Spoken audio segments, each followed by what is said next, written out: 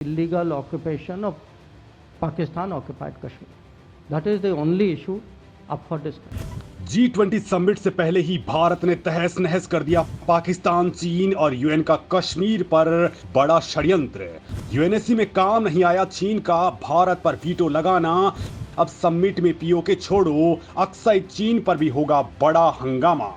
दोस्तों, कुछ ही वक्त में भारत के जम्मू कश्मीर में भारत की अध्यक्षता में G20 समिट होने वाला है। भारत के लिए ये ऐतिहासिक है क्योंकि कई मायनों में ये बेहद खास होने वाला है। और दोस्तों, भारत यहाँ पर एक ही तीर में कई निशाने लगाने वाला है। लेकिन दोस्तों, जो इस समिट में होने वाला है वो किसी ने सोचा भी नहीं होगा।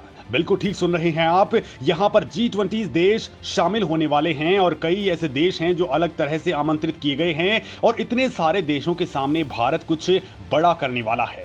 जिस पीओके के लिए मोदी सरकार ने पूरे देशवासियों के सामने कमिटमेंट की थी, उसको लेकर के बड़ा ऐलान होने वाला है। और इस मकसद से भारत ने इतने बड़े समिट का आयोजन जम्मू कश्मीर में रखा है। और दूसरा, दुनिया के देशों को यह बताना है कि जिस कश्मीर मामले को चीन और उसका गुलाम पाकिस्तान बार बार यूएन में ले जाकर के उठाते हैं, वहां पर कोई मसला नहीं है। जम्मू कश्मीर में कोई अशांति नहीं है और ये कोई विवादित इलाका भी नहीं है, बल्कि भारत पीओके को लेकर के जो रूपरेखा बना रहा है, पीओके पर मिशन से पहले शायद भारत दुनिया को बता देना चाहता है कि भारत आगे जो कुछ करने वाला है उसका जिम्मेदार पाकिस्तान होगा, भारत नहीं। और दोस्तों, शायद पाकिस्तान को इस बात का भान हो गया है कि भारत इस समिट में पीओके और यूएनएससी को लेकर के कुछ तो बड़ा करने वाला है। लिहाजा पाकिस्तान ने यूएन में भारत के खिलाफ एक नाकाम कोशिश की है।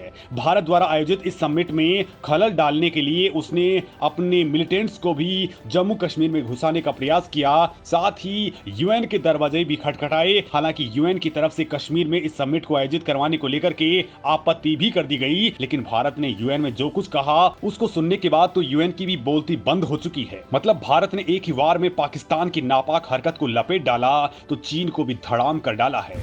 वीटो पावर से पहले ही भारत ने कर डाली बोलती बंद। ऐसा जवाब किसी देश ने पहले नहीं दिया होगा यूएन को। दोस्तों, सबसे पहले तो आपको यह बता दूं कि यूएन को क्या दिक्कत हुई है। दरअसल दोस्तों, भारत के द्वारा G20 समिट के आयोजन से यूएन भी परेशान है, क्योंकि पाकिस्तान के कहने से यूएन के माइनॉरिटीज अफेयर्स रिप्रेजेंटेटिव फर्नांड डिवरनेंस ने जम्मू कश्मीर और वहां माइनॉरिटी के इश्यूज पर बयान जारी किया। उन्होंने घाटी में मानवाधिकारों को लेकर के फिक्रमंदी जाहिर की, साथ ही भारत पर ताकत के बेजा इस्तेमाल का आरोप भी लगाया। इसमें माइनॉरिटीज को दबाने का आरोप भी शामिल था। यानी यूएन ने एक तरह से भारत के खिलाफ ये आरोप लगाया कि वहां पर मुसलमान काफी ज्यादा दिक्कतें झेल रहे हैं और इस वजह से यहां पर इस तरह का समिट आयोजित नहीं किया जा सकता।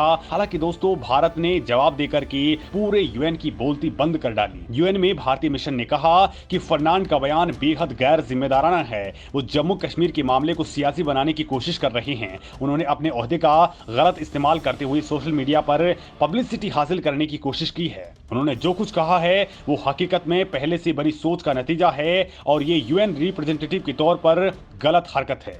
दोस्तों, इस मामले को सबसे पहले तूल पाकिस्तान की तरफ से दिया गया था। जैसे ही कश्मीर में G20 समिट कराने का ऐलान हुआ, पाकिस्तान ने ये मुद्दा उठाया। पाकिस्तान ने कहा कि कश्मीर विवादित जगह है और जब तक ये मामला हल नहीं हो जाता यहाँ पर कोई भी इंटरनेशनल समिट नहीं हो सकता। दोस्तों, 4 और 5 मई को गोवा में एससीओ के फॉरेन मिनिस्टर्स की मीटिंग हुई थी, जिसमें पाकिस्तान के फॉरेन मिनिस्टर बिलावल भुट्टो जरदारी भी शामिल हुए थे। उन्होंने इशारों में इस मामले को प्रेस कॉन्फ्रेंस में उठाया था, जिसके जवाब में भारत के विदेश मंत्री एस जयशंकर ने कहा था कि G20 की मीटिंग्स कहां होंगी और कहां नहीं होंगी, इससे पाकिस्तान का कोई ताल्लुक नहीं हो सकता है, जो इस ऑर्गेनाइजेशन का मेंबर तक भी नहीं है। जम्मू कश्मीर भारत का अटूट हिस्सा है और आगे भी रहेगा। हम अपने देश में जहां चाहेंगे वहां इसकी मीटिंग करवा सकते हैं। दोस्तों, यहां आपको बता दूं कि पाकिस्तान पूरी तैयारी कर रहा है कि कश्मीर में होने वाले G20 शिखर सम्मेलन के अंदर वो खलल डाल सके। और दोस्तों, इसके लिए बाकायदा उसकी आर्मी ने कश्मीर के अंदर अपने मिलिटेंट्स तक को घुसा दिया है। इसके लिए उसने बाकायदा टूल किट गैंग भी बना रखी है, जिसमें भारत के लिए जहर उगलने का स्टेप बाय स्टेप फॉर्मूला बनाया गया है। इसके लिए बाकायदा एक वेबसाइट बनाकर उस पर ये टूल किट गैंग सक्रिय है। स्टैंड विद कश्मीर वेबसाइट पर सोशल मीडिया से लेकर सड़कों तक पर धरना दिया जा रहा है। लोगों से G20 आयोजन के विरोध के लिए जुटने के लिए कहा गया है। साथ ही अलगाववाद की हिमायतियों से हर मंच पर इसे उठाने की भी बात कही गई है। बिलावल के भारत दौरे की घोषणा के करीब ही स्टैंड विद कश्मीर वेबसाइट को सक्रिय किया गया। इस वेबसाइट के पीछे अलगाववादी ही नहीं बल्कि हिजबुल मुजाहिदीन जैसे आतंकी संगठनों के हिमायती तत्व भी काम कर रहे हैं। ये पूरा मिशन पाकिस्तान की खुफिया एजेंसी ISI के प्लान का हिस्सा रहा है। इतना नहीं, भारत के G20 समिट में खलल डालने वाले पाकिस्तानी एजेंडा पर डेटा इंटेलिजेंस कंपनी इनेफो की रिपोर्ट बताती है कि भारत से लेकर यूरोप तक विषैले प्रचार का प्लान तैयार किया गया है। इसके तहत सोशल मीडिया से लेकर के सड़कों पर विरोध की आंच बढ़ाने और भारत के G20 आयोजन पर खलल डालने की कोशिश है। हालांकि दोस्तों, भारत इसको लेकर के पूरी तरह से तैयार है। इनके षड्यंत्रों को फेल करने के लिए भारत पूरी तरह से मोर्चाबंदी कर चुका है, क्योंकि दोस्तों भारत भी जानता है कि इसमें पाकिस्तान ही नहीं बल्कि इसमें चीन भी लगातार शामिल है और उसको भी परेशानी इस बात को लेकर की है। उसने भी भारत के खिलाफ UN में वीटो का इस्तेमाल किया है।